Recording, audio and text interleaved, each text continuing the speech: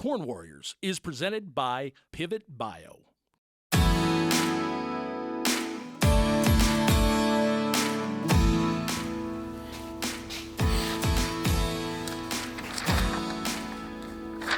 This is where the magic comes together.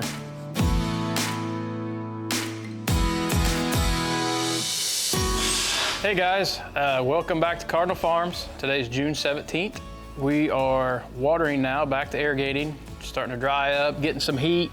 So trying to keep as much stress off the plant as we can, keep it cool, and doing some fertigating. So I got Joe Deadman with Monty's coming out to assist me today and tell me what I'm doing wrong. And we're shooting for big yields. Right now I'm just mixing nitrogen, sulfur, some potassium, and some boron. And of course, Monty's liquid carbon. Always got to have that in every application. Feel pretty good about where we're at. Got really good start on several of these fields. So yeah, now it's just getting, taken care of.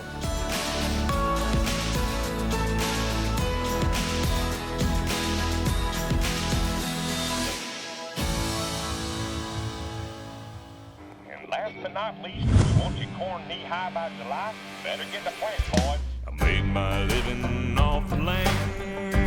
We're definitely gonna get rowdy this year. With aching back and callous hand. I'd like to say that this season's gonna be better. Old man said you reap what you sow. If you're gonna do something, be the best you can be at it. Out here in these fields of gold. It's hard out here. I move harder, work harder. I get the job done, yeah, I'm a farmer. I don't back down no matter what comes my way. I'm always bringing heat. We in Alabama. I'm an early riser, an all-nighter. You call me plowboy, yeah, I'm a fighter. Ain't gonna stop till they put me in my grave. We're coming back a little harder this year. I'm a warrior. I'm a warrior.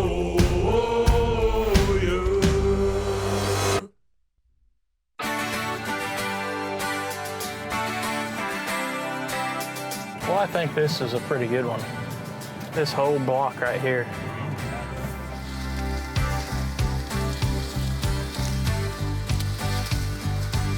Yeah, this field is Agrigo. This is one of their new numbers, 64742. It's one I talked about before. We've seen a great response to it in the hybrid plot I had last year. Actually, it was second in the plot.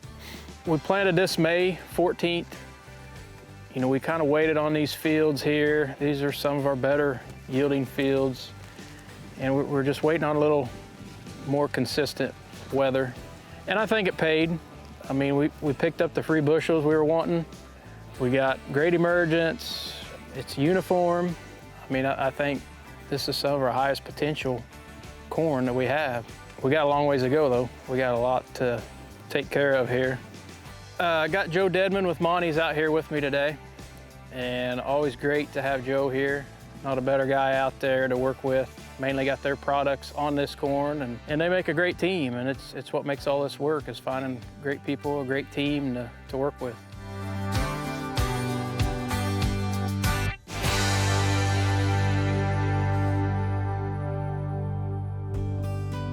What do you think, Joe?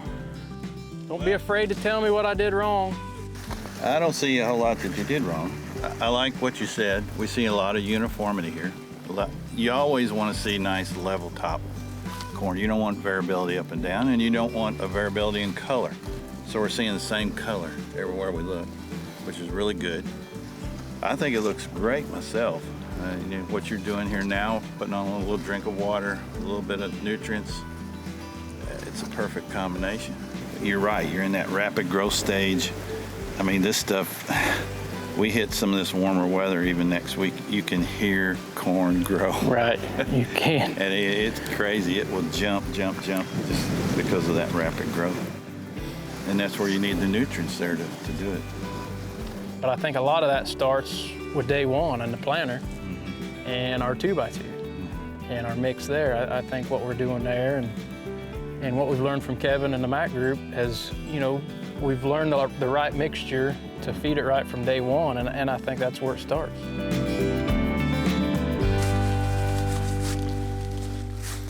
know, I got a buddy up north in Columbia City, and anytime I show him videos of digging, he gets really pissed off because not everybody can shove a shovel in the ground like that.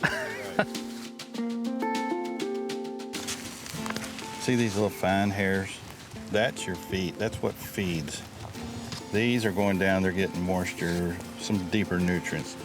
But all these little fine hairs, that's what pulls in nutrients, water, and puts it up in the plant. So he's on the right track, as long as Mother Nature keeps cooperating. It's not cob corn, but I try. We get it? Yeah. Got good help today.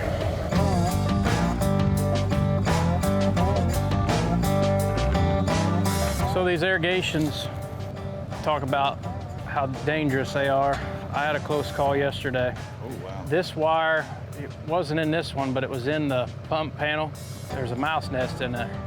They chewed up the wires and it was grounded out against the box. Oh my God. So when I started, my motor had a motor that ran it, it smoked my generator, but still I went up and opened that box to see my volts. Yeah. But it already smoked that generator, luckily. Wow. But Yeah, I know. it's very dangerous. So I'm done here. You guys ready to move?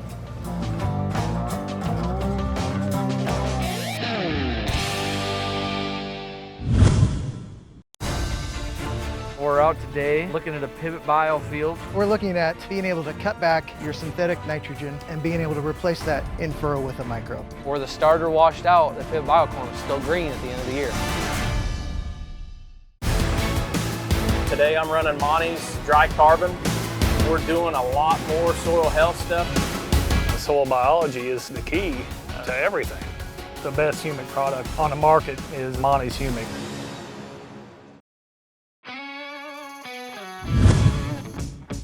I could go, and then I'll go on down to Papa and check it, change that fuse. Hopefully that's it. Like I said, when we turned it on, went for half a second, and then the shaft just froze right up. Motor didn't smell. That's good. Now I'll go down and check it out, just in case we gotta do something to it.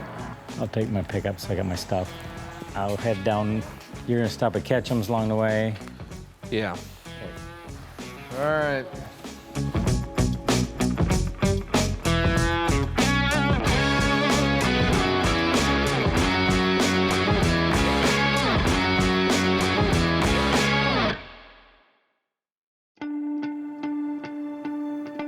Look at that. That's good uniform stand, good stocks. I mean, look at it, you can just go boom, boom, boom, right on down the line there. Bada bing, bada boom. Might not be a cob stand, but it's a pretty good stand. Planter conditions was good. Other than more trash than we'd like. The trash did not break down good last year. I like that. I like that we're starting to see the trash go away now. Actually, Yeah. It kind of seems like there's activity going on in the soil still. I think it's very evident that the life out here is a lot more rapid, more from start to finish. Look at all the X dates coming off the roots here. I'm not a big fan of when you get these second ones, but the corn it's never been scavenging for anything, so I don't know why they're putting it out. Obviously, it's looking for something, but I don't mind when they have that on there. That's usually pretty good.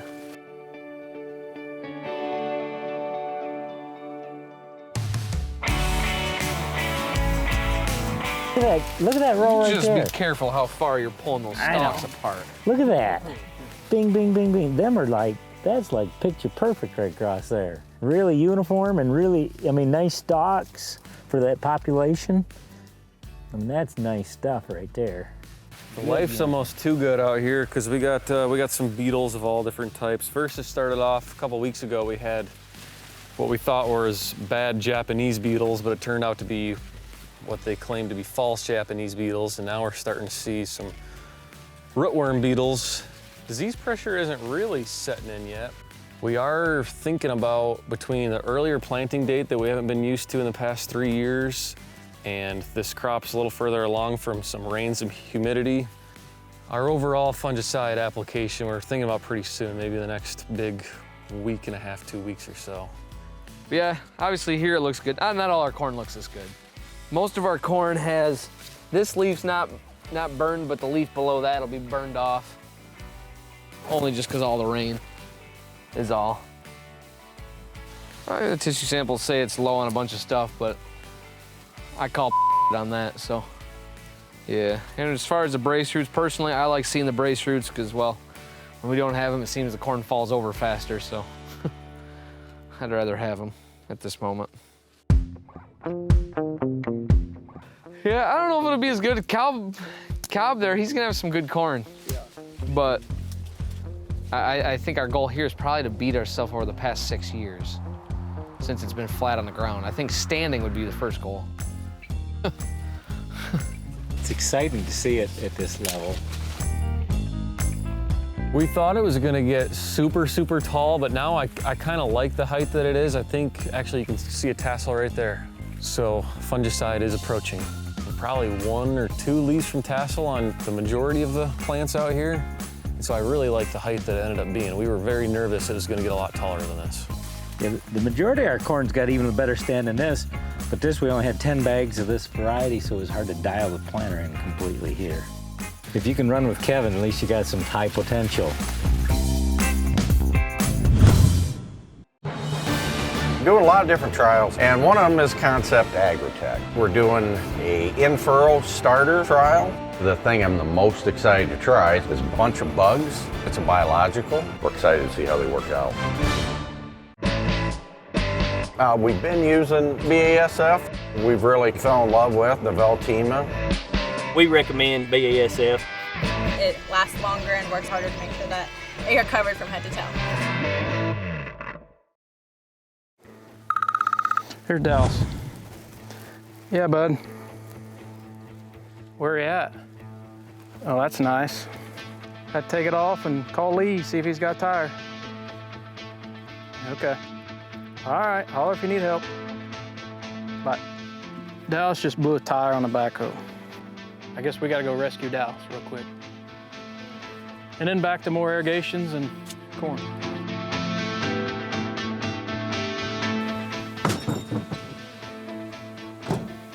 So, I was coming to fill in some holes that our irrigation made out here in this field. I was just driving to the field and I heard a bang, and I looked down and my tire was flat and rubbing against the ground, so I got out and looked and it blew the whole sidewall out of it. It's not easy, especially how heavy these tires are, so we got a local tire shop around here and they do change most of our tires for us, so we ain't out of the fields for very long. Well, I better get back to trying to get this tire fixed so we can get these irrigation going and keep our beans growing. So, well, see you guys later.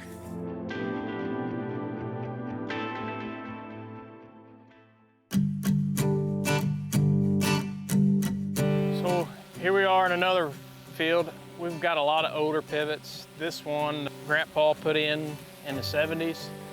Get some age, get some rust in the pipe, and you know, you got a lot smaller nozzles near the center pivot, but sometimes you get little pieces of rust. In the beginning of the year, that's something we always do, is clean the nozzles out, at least the first 2 towers. I mean, it's important on all systems, you know, make sure all the nozzles are spraying. You want that consistent pattern all the way across. And I mean, we're not perfect at it, but it takes a lot of work, but that's what we're doing anyway. You know, you can see here, we're in the dry corner, starting to stress. You know, we got some moisture under there still. Give it a little bit at a time, try to water at night, you know, when we can, and just keep as much stress off of it as possible. It'd help if I could get some work out of this guy.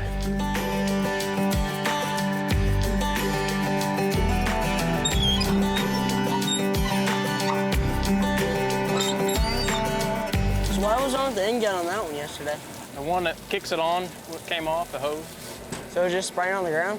That little bitty 1/4-inch hose, or 1/8-inch hose. Oh yeah? It just came off.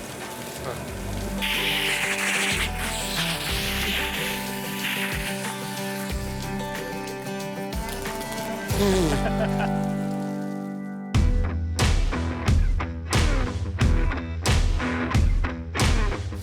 told you we fixed one thing and now the end gun's screwed up. It's always something, but oh well. Are you gonna let it spray like that? It might break loose. Yep, let's go down there and look at that. We gotta unload this tire into Nikki so she can go get it fixed real quick.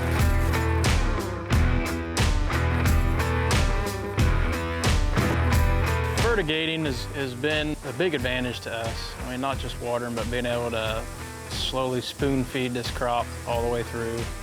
Every farm, every field's different on how we fertigate and when the timing is and how we treat it. But yeah, I mean, I think that's key to a lot of our high yielding stuff. And it's the one thing that I got that cow don't have. So I gotta try to use that advantage.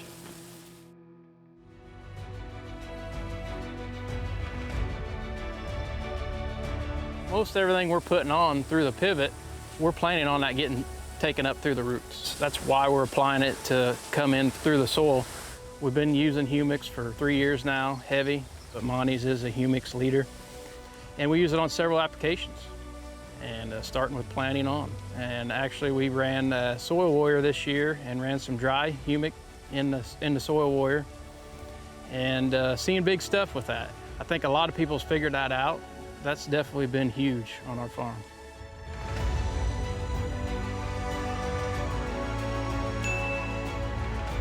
So thanks for hanging out, guys. Been a successful day, starting irrigations, getting everything going, but done for the day, and I'm heading out for a cold beer. See you later.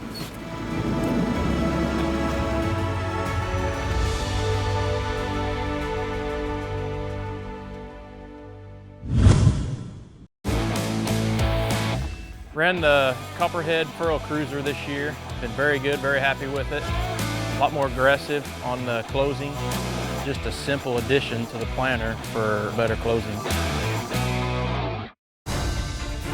We're out today looking at a Pivot Bio field. We're looking at being able to cut back your synthetic nitrogen and being able to replace that in furrow with a micro. Where the starter washed out, the Pivot Bio corn was still green at the end of the year.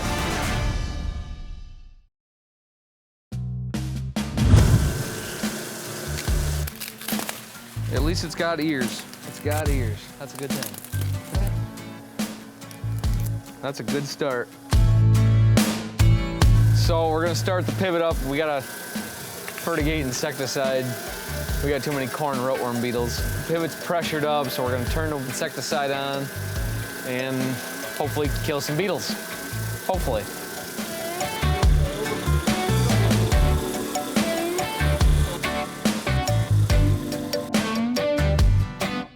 You see the step through time here.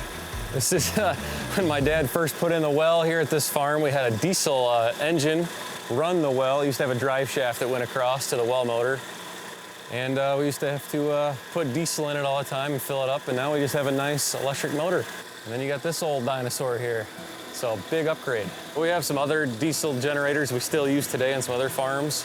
This year, I'll bet the electric will be cheaper, but last year when diesel got cheaper, just before the pre-COVID nonsense, it was running head to head with electric.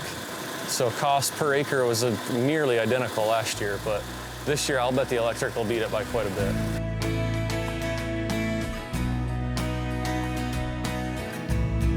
This pivot does a 3/4 turn.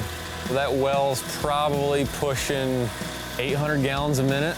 And so if we're putting on from mid-June to first week of September, we're probably putting 10 to 13 million gallons of water out a year.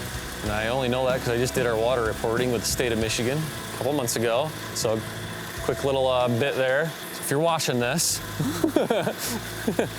So it's going, we'll just wait a few minutes, let it get into the pipe, and then we'll start it and we're good to go. And then I get to come back at 10 o'clock. I said we're here to kill. If you want it to be good corn come October.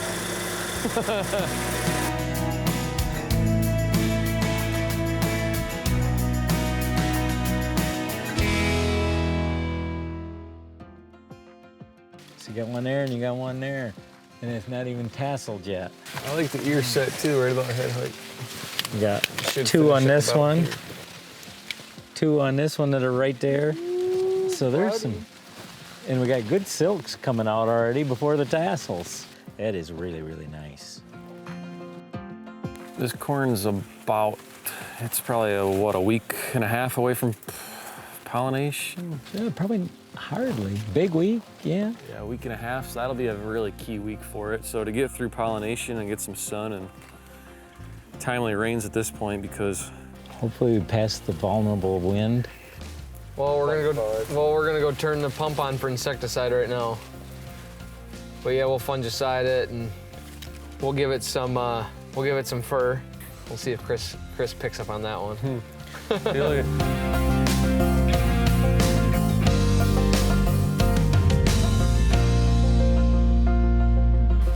Yeah, the only thing I don't know is, like I said, the new hybrid is weird seed. And there's a gap every now and then. I shouldn't say gap, but one skip. But and I like to compare with the big yield guys because that's where the yields are.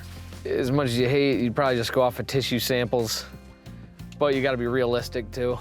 I mean, and you also got to be smart. I mean, you're not going to come out here with 4 or 5 gallons of boron at one time. Here we still do the once a week from start to finish, just to keep getting almost a baseline or to see how we're doing against previous years. But I mean, probably our biggest thing here is just magnesium. Now, to be fair, we've been doing magnesium for years.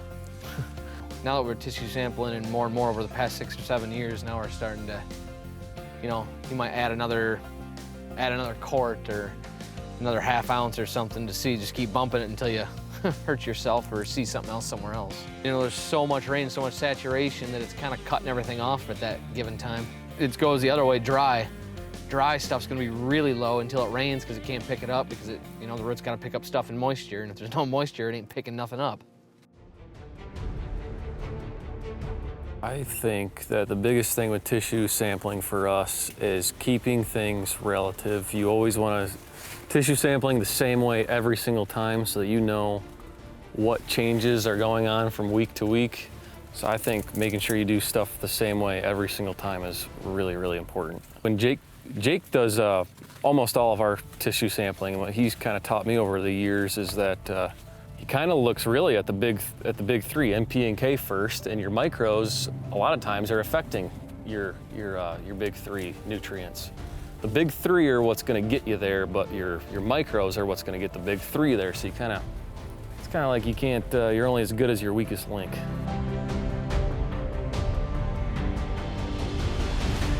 Yeah, like I said, rootworms are here, and I'm here to kill rootworms. So we're sitting pretty nice, I would say. Our weather's been really, really extreme this year, as has been lately, the last few years. But hopefully we can keep getting a little help, some sunlight, some rain, irrigate when we have to. Plan on teaming up with Mother Nature this year, getting a little extra help there, counting on it.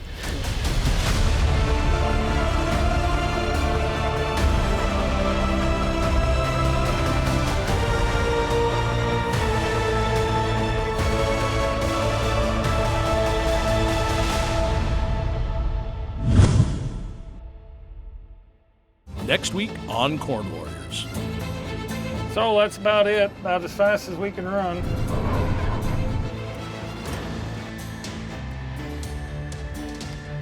It's leaking like a